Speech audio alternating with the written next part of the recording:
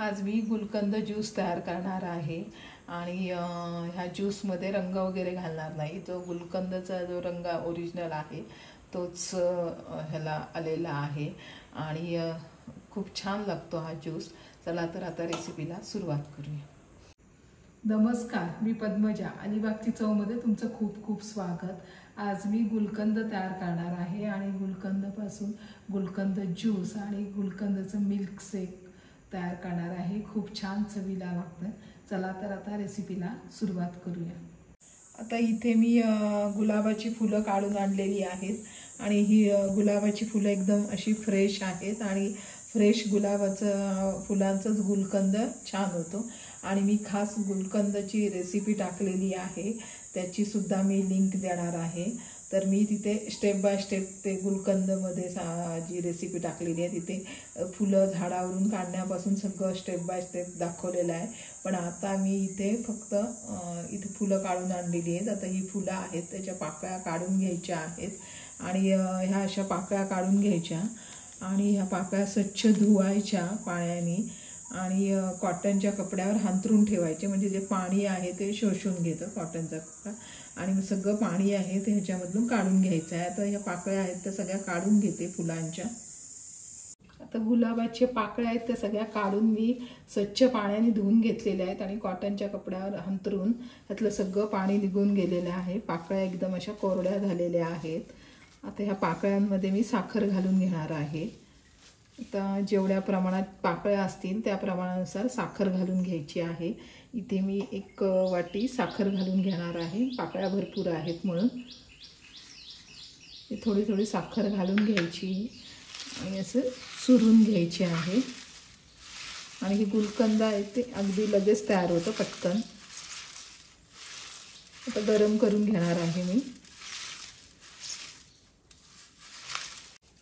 पाकळ्या आहेत त्या साखरेमध्ये अशा चुरून घेतलेल्या आहेत, अशा चुरून घ्यायच्या आणि लगेचच गरम करून घेणार आहे। तर इथे मी कढई ठेवलेलीच आहे, कढई घेतलेली आहे। कढईमध्ये आता हे गुलकंद तयार करणार आहे। गॅसचा फ्लेम स्लो करायचा आहे आणि साखर विरघळून घ्यायची आहे।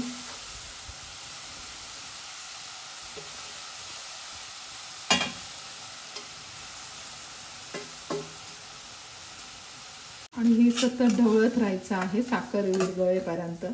आणि एक गुलकंद तयार केलं तर गुलकंदचे वेगवेगळे पदार्थ तयार होतात। गुलकंदची बर्फी सुद्धा होते, गुलकंदचे लाडू होतात खोबरा घालून। गुलकंद आपण नुसतं सुद्धा खाऊ शकतो। आता मी गुलकंदचं ज्यूस तयार करणार आहे।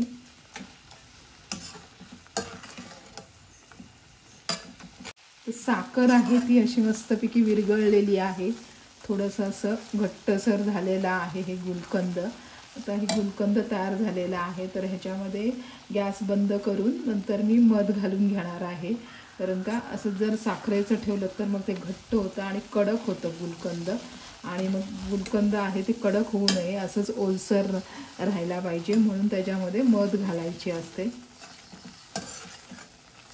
अगदी तुम्ही कढईमध्ये टाकल्यानंतर या गुलाबाच्या पाकळ्या अगदी 1-2 मिनिटातच हे तयार होते आणि लगेच गॅस बंद करून घ्यायचा आहे। आता मी गॅस बंद करून घेते लगेच। आता गुलकंद आहे ते मी वाटीमध्ये काढून घेतलेला आहे आणि त्याच्यामध्ये मी 2 चमच मध घालून घेणार आहे।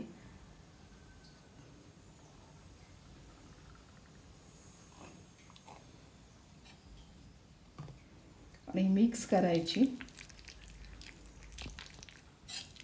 गुलकंदचं नंतर मी ज्यूस तयार करून घेणार आहे। आता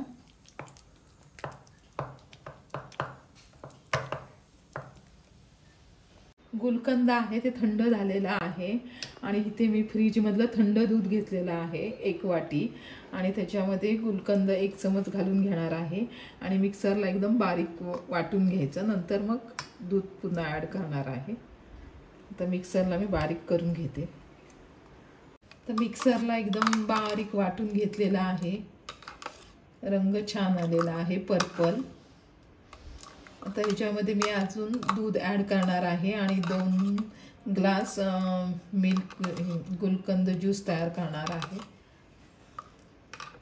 आता इथे मी ही गुलकंद ज्यूस तयार केलेला आहे। रंग वगैरे घातलेला नाही, जो गुलकंदचा नॅचरल कलर आहे तोच आलेला आहे या ज्यूसला आणि चवीला खूप छान लागतो हा ज्यूस। आता ह्याच्यामध्ये मी फक्त बर्फ घालणार आहे आणि सर्व करून घेतो। आता इथे मी बर्फ घेतलेला आहे आणि हा गुलकंद ज्यूस आहे तो ह्याच्यामध्ये घालून घेणार आहे।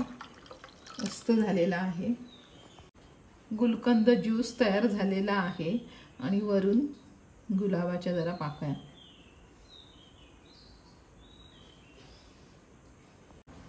गुलकंद ज्यूस तयार झालेला आहे, अगदी पटकन आणि चवीला सुद्धा छान लागतो हा ज्यूस।